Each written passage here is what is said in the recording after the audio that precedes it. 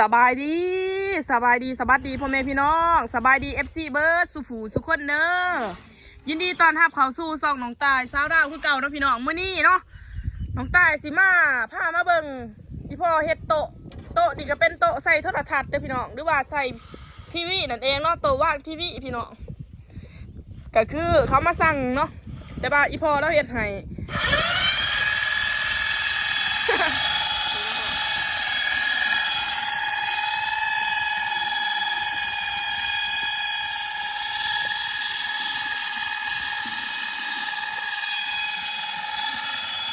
หยุ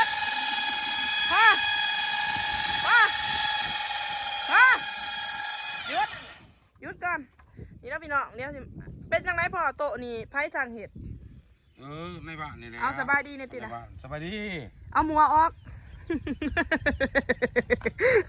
สบายดีเอา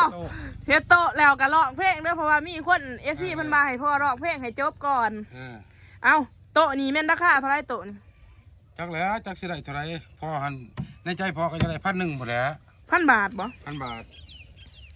ว่ามันทั้ง2สั้นเด้ทั้งมี2สั้นแต่ก็อีกอย่างใหม่มันราคาแพงเนาะพี่น้องมันเป็นใหม่แดงมันมา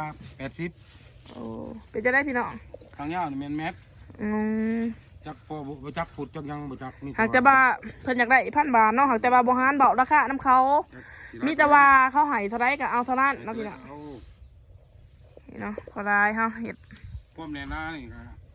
ครับเลยพี่น้องเป็นนั่งเซยนี่นั่งเซยพ่อน้ำหนักเท่าไรน้ำหนัก100 ปลายเนาะพี่น้องอีพ่อต้องนั่งไหนพ่อน้ำหนัก90 โล90 โลนั่งเซยนี่ผมมีฮักเนาะนี่พี่น้องพอเฮ็ดได้พอได้ตั้งทีวีเลยเขาจะมาสั่งพอเฮ็ดพอก็ยุดเฮ็ดพักตู้ก่อนพอได้เงินนี่พอได้เงินเนาะพอได้เงินสู่ปูนเนาะพอได้เงินมาซาโรคหัวใจนี่แหละรักษาโรคหัวใจเก็บไปเนาะเก็บนี้ความพันคืออยากไปรักษาตัวที่ประเทศไทยบ่ไปแล้วพอจะไปจะอยากไปจากเฮ็ดงานในลายนี่ทับงานนี่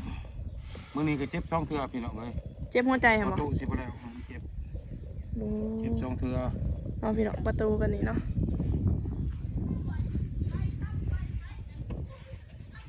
เอาลองเพลงในตีเห็นน้ำลองเพลงน้ำเอาพัดเด้อพัดก่อนจังลองเพลงเฮ็ดเด้อนี่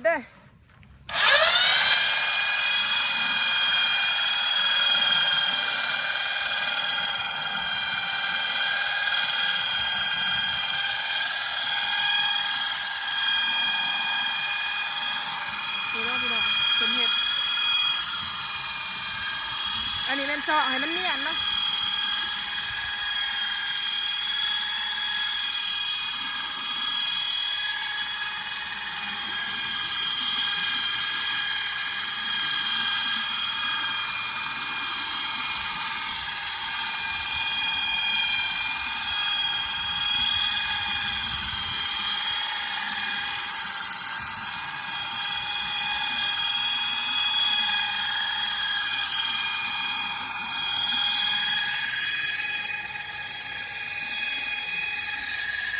อันนั้นไอเอิร์กนะพี่น้องไอเอิร์กคนด่างโดดเพิ่นมาจะบานนี่เพิ่นคนด่างโดด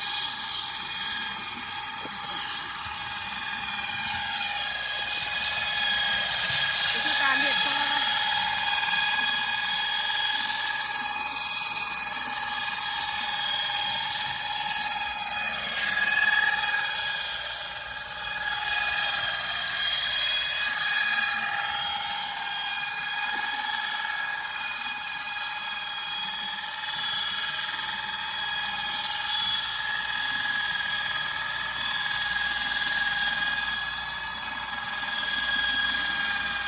จะได้พี่น้องราคานี่ควรแบบว่าสิราคาเท่าไรเนาะพอแล้วก็เห็ดแต่เขาซื่อๆแล้วก็บ่จักเบาราคามีแต่เข้าหายเท่าไรก็เอา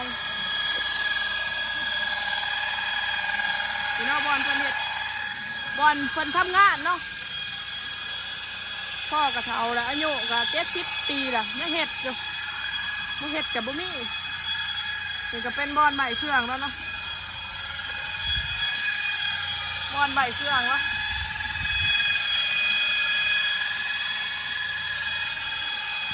เ เฮ็ดจะใส่รถไถติดรถไถกับยะแต่รถไถก็เป็นรถไถเก่าอันนี้เป็นบอลเดินมา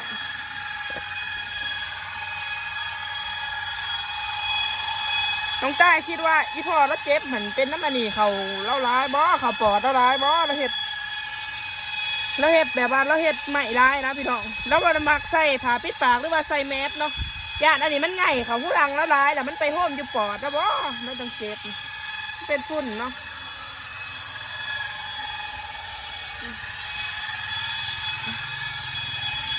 เราจะเป็นใหม่แล้วเนาะพี่น้อง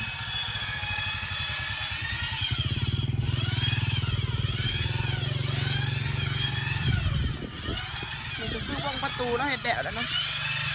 จะได้พี่น้องงะบอซีมือแล้วอันนี้แม่นบอท่านไหนเห็ดพาเห็ดยังเนาะ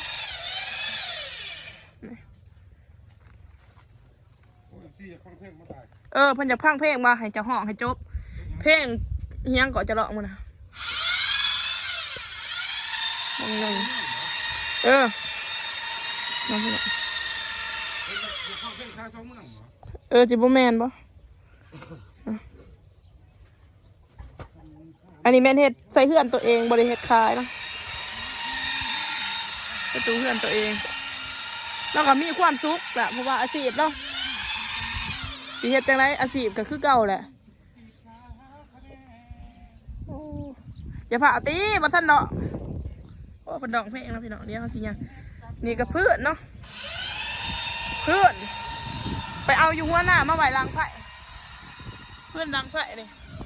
ก็สิเป็นเดินเที่ยงเดินยังเนาะอันนี้เล่าเขานี่เป็นบ้านเนาะสิเฮ็ดประตูใส่บ้านตัวเองนี่มาท่านี่ก็สิเป็นบ่าวเอิ๊กเนาะโอ้บ่าวเอิ๊กคือว่าเอาเมียมาแล้วมื้อนี่มาดีเด้อพี่น้องเนาะมาเอิ๊กลาวแต่มื้อนี้บ่ได้ไปขายของมามื้อนี่บ่พักก่อนยุดก่อนโอ้เพิ่นหยุดก่อนเนาะพี่น้องพี่น้องเอ้ยบ่าวเอิ๊กสิไปไทยเด้อที่เก่าข้าวยังรอถาวัดก่อนโอ้พี่น้องโอ้ก็คงละสุกก็เฮ็ดพอเดี๋ยวเขาสิไปหาบ่เนาะร้องเพลงบาก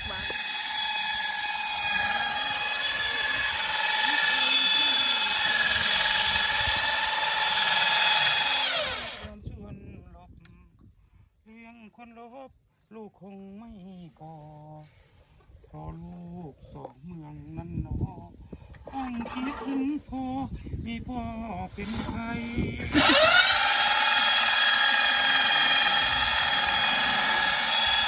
เฮ็ดน้ำดองเพลงไปนับ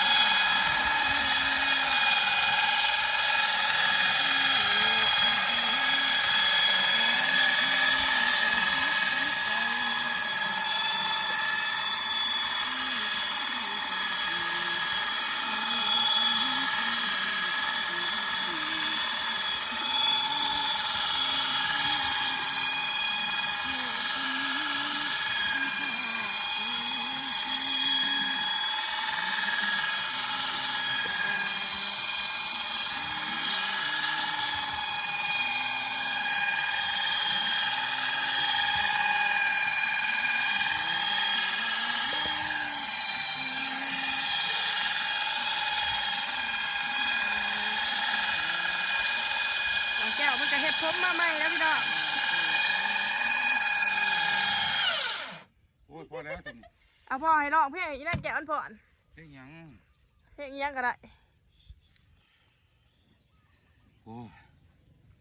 โอ้น้องแก้วเพิ่นเฮ็ดผมใหม่เนาะพี่น้องน้องแก้วเฮ็ดผมสบายดีพี่น้องเอาจะสิเป็นดันเซอร์อีพ่อบ่ลองเพลงเอาพ่อร้องเพลงยังล่ะสาวสองเมืองว่าชาวตัวเมืองพรมาเพื่อนนะ30ยังแก้ว30ยังแก้วเอาเบิ้งไหนเอาแม่ขนมเสื้อลายก็ได้เอาแม่ขนมได้เอาน้องใส่เสื้อลายใส่ลายแท้นอสมยงจมูกของน้องก็โด่งเอาใส่สาวใดว่าสวยก็ยังไม่หลงคงเกี่ยวดอกลายสีเขียวสวยน้องเดียวเหมือนพวกคุณเอาพ่ออันนี้เสียงอะไรนะลมดกตกตึง ครั้งหนึ่งปลื้มใจจริง ชื่อ ๆตะเกียมของนางทุกสิ่งช่วยมันลองไปได้หรอกมันเมื่อยเฮ้ย เอาเห็ดน้ำเมื่อยน้ำพี่น้องอ่ะนี่เลยนะพี่น้องนี่ก็คือการเฮ็ดโต๊ะของอีบอ เอาไปเอาลูกค้าเขามาเอาด้วย อันนี้ก็คือพัดแต่มันเกี่ยวนะ ทำร้านทาง ว้า